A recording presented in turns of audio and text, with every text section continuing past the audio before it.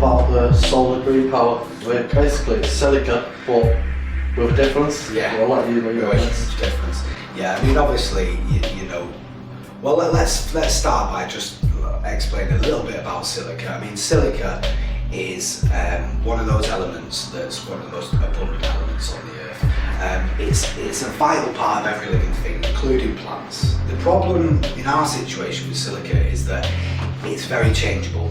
That means that it's not something that can be added to a base nutrient because it's destabilised, and the form to which it becomes when it's mixed in a base nutrient is rendered useless. So to give people an example, there's many silicas out there, quite cheap silicas, if you like. Well, that's why cheap price. That's why they're selling on additive. Cheap for the grower to buy.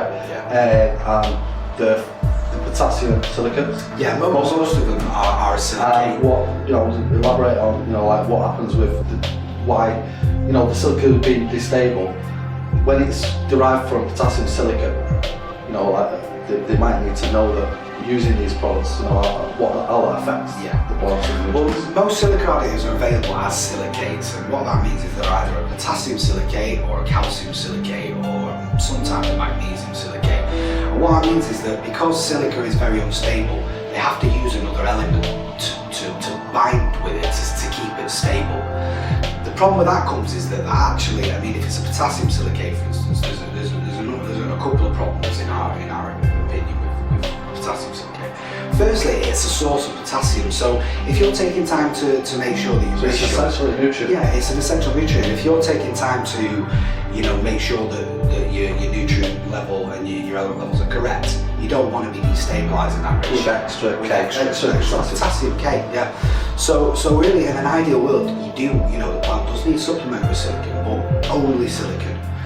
Now so that's the way we approached it, wasn't it? And when fed into a reservoir or a feed bucket, the moment you dilute any silica with water, the K plus ions, the potassium ions, separate from the silica. That's widely known. They separate from the silica, and the silica also becomes very unstable and volatile once it's diluted down. It does, So that's when the issues can occur without people realising it. That's another issue, isn't it? It is absolutely an issue, yeah. And I mean, really, as we've learned on this journey with developing solar green power, it ultimately boils down to the form of silica that enters the plant, and that basically dictates how the function of it within the plant and also the efficiency of it.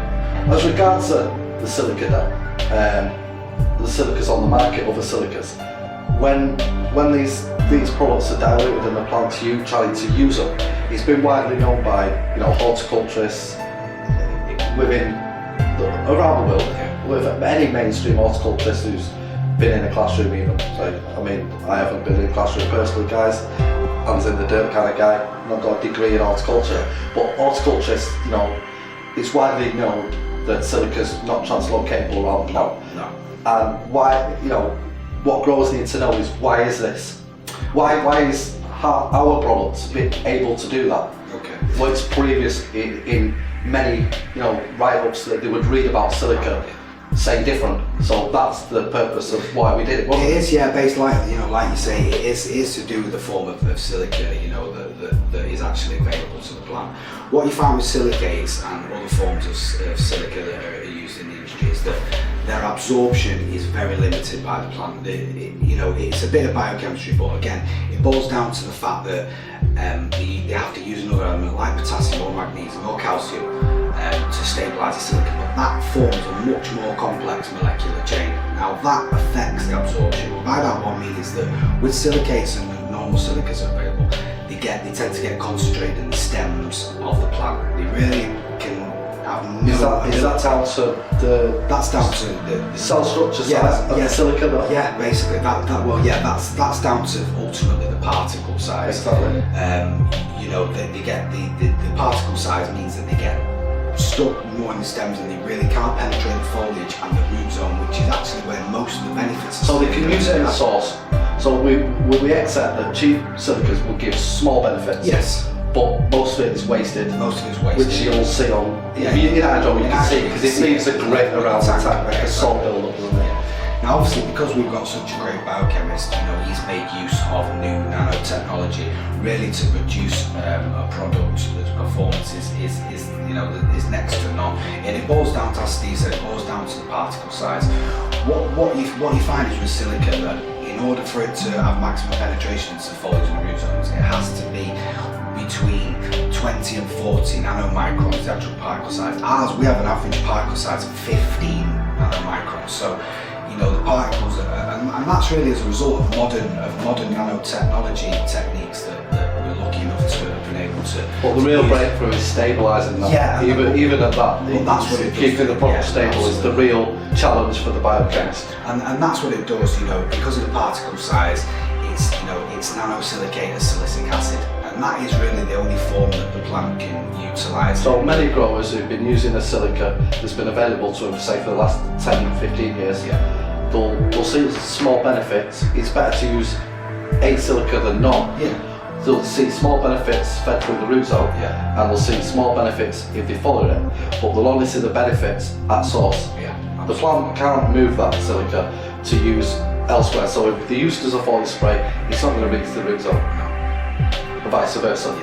But that's the difference. This product that we've developed, because of its nanoparticle size and the fact that it's a silicic acid, as in the pH range and everything that it's about, enables the plant to use it for it and perform absolutely. on a That higher level. penetration into the foliage and to root zone brings benefits that you don't get with other silicas.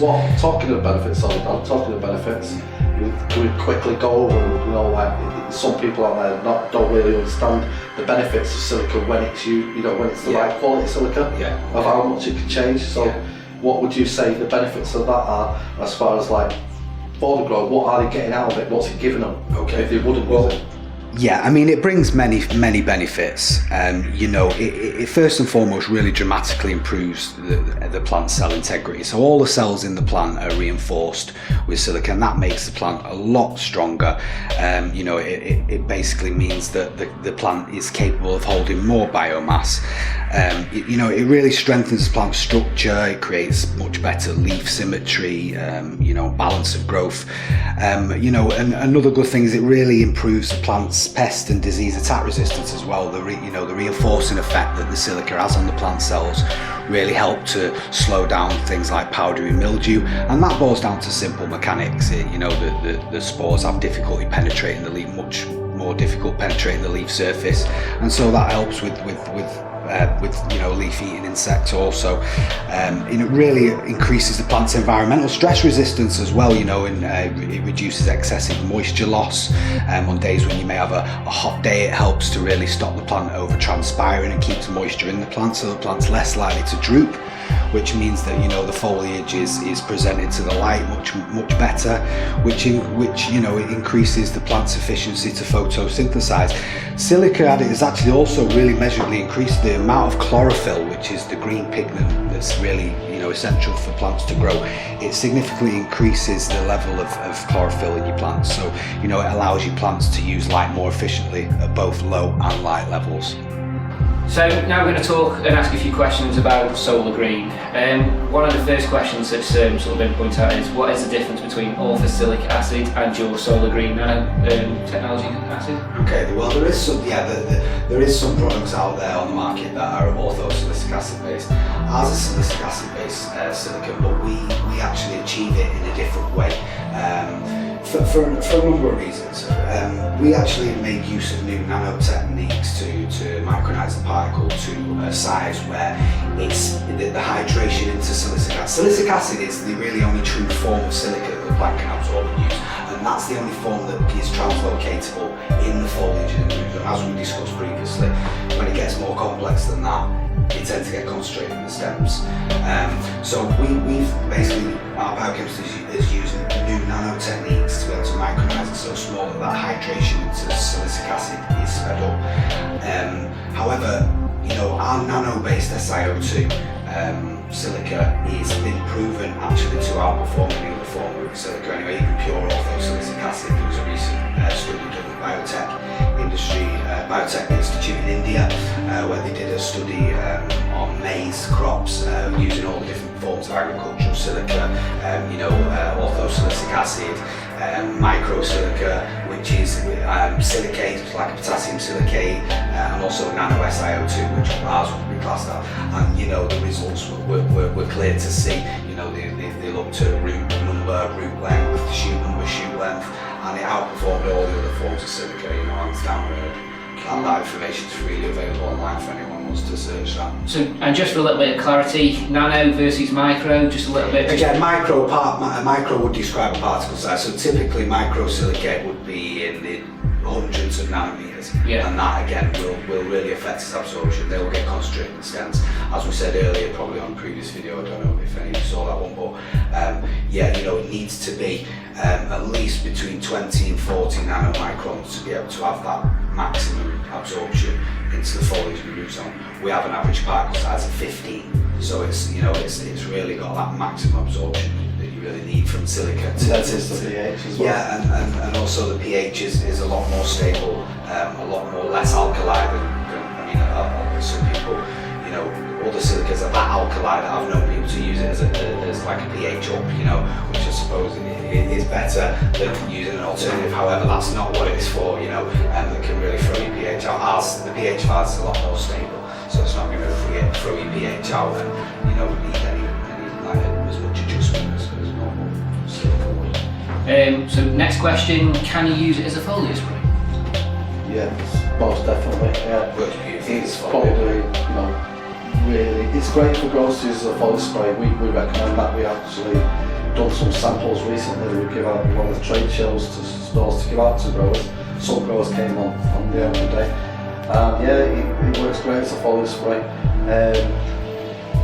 It's really fully absorbable and useful, and that's the point where we're trying to show off what we can do with it, what you can't do with other silicas, and that was the whole basis of showing people a very small usage of 3 ml per litre gives you really high performance in foliar spray.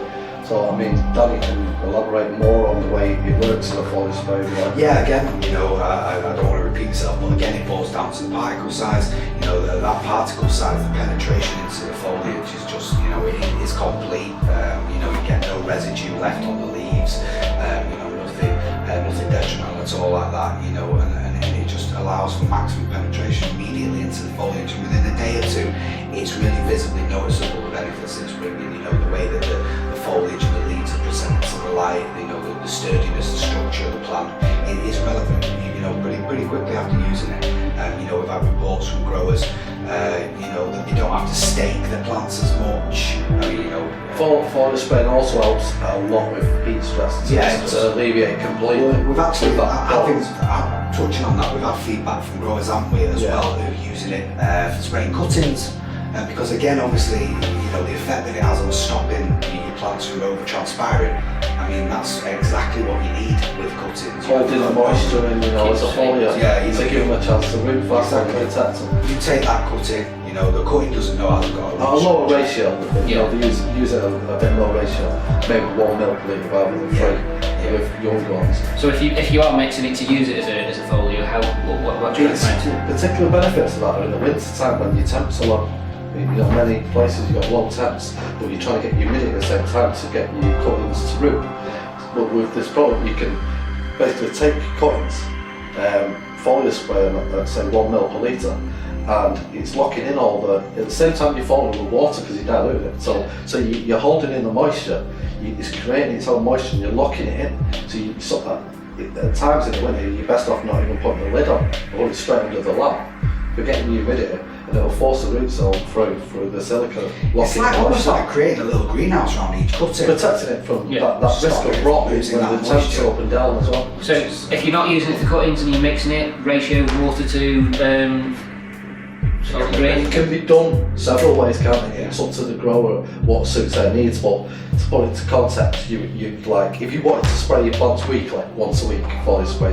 So I mean, it's a great way to use the silica, and it goes a lot further also. It's a great way then you can use your feeding regime through your reservoir and put your silica into your plants through your foliar. And you can't do that with all silicas, and that's what's great about it. Yeah. But it's a better way for a more established grower to do his job and to get that performance out. So weekly, we kind of recommend about 2 ml per litre, don't we, on the week? Well, on a weekly, 1 to 2 ml per litre, depending on who the grower is and knows how you know, how to keep his eye on his game, 2 mils max. And then you've actually got ways of using it where you can use it early on, 1 to 2 mil per litre on young established plants, and then you don't have to, you could leave them, and then, or you could spray them at say 4 mil per litre, and then you won't have to give them a spray for 3 weeks. It depends on what suits you. You know, if you want to push the boundaries, then you can, you try and know, yeah. But yeah, you can have it where you give them you can go all the way up to 5 mil per litre with it. Which really well, you know, professional growers could go up to 5 mil per litre, and many of them would, in early flower, they'll give them a good 4 years description, and then they won't, they'll root feed them then for the last 3 weeks if they feel they need more silica in the plant system. You'd mentioned about giving some samples out a bit pre-mixed. Is that something that you're going to release as a product out there, or is it just to get it? We have been asked for that because the branding looks. We don't usually have to put emphasis on our branding. We've not got no brand uniformity of our branding. We've wanted each product to make its own reputation. With the branding of that bottle, it's really struck people, it really striking. Makes people pick it up. It's just and then when they pick it up, isn't it? we've got no doubt they'll like it. Yeah. So the feedback's been like, oh, I want this product, and like, it's been out there for ages. It's only like 1.5 mil in a 500 ml spray bottle, but it's just showing how much you can get from so little. Yeah. So yeah, I don't think we will sell it as a product. We don't. It almost feels like they'd be paying us to pay for labour at a factory rather than let them mix their own. Let the gardener do their own bit. Exactly. You know? Yeah, that's why we used it as a sample to show people how well it works for people, and expecting them then to realise, oh, well, that's really good. Keep the bottle. That's really Buy a interesting. small bottle, which is what this retail at $14.95 in your store. Yeah, that's so you could get 250 ml. That's going to last them a long time, and they're not going to find a higher performing silica in any industry. What we're brought to this market is cutting edge technology, so they're getting a lot of products for a small amount of money and it'll last them a long time. Keep the bottle, reuse it as a policy. Other benefits, we know this through in-store and in-store feedback, but we'll just say it to get them out there, to do with pests and funguses.